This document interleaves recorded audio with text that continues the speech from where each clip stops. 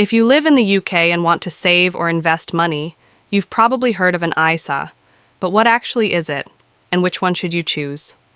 In this video, I'll explain ISAs in simple terms so you can start using one today, even if you're a complete beginner.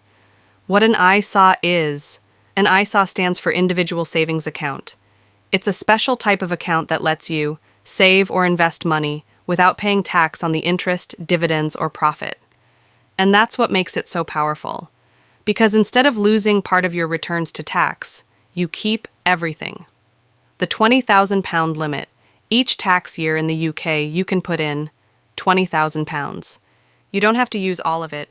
Even using a small amount of your allowance gives you a huge long-term advantage, and once the tax year ends, you lose that allowance forever. The two ISAs most beginners need. There are 4 types of ISA, but most beginners only need to understand 2. Cash ISA. This works like a normal savings account. Your money is safe, you earn interest, and you pay no tax on that interest. This is best for short-term goals, emergency funds, saving for something in the next few years, stocks and shares ISA. This lets you invest your money. Instead of earning interest, your money grows through investments. Over the long term, this has historically beaten cash savings, but it does go up and down in the short term.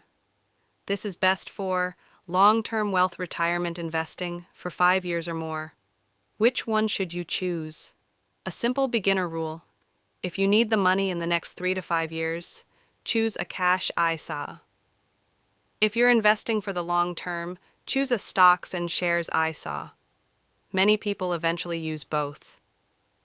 Simple, real example. Let's say you invest £200 per month into a stocks and shares ISA. Over time, you could build an investment pot worth tens of thousands of pounds, and you would pay 0 tax on the growth. That's why ISAs are one of the most powerful tools for building wealth in the UK. Where to open one?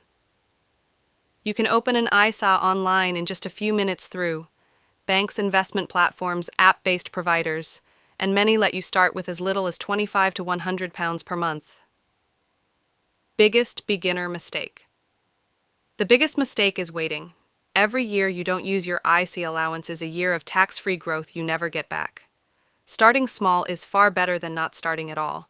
If you want more simple UK money guides that break things down step by step, subscribe to the channel.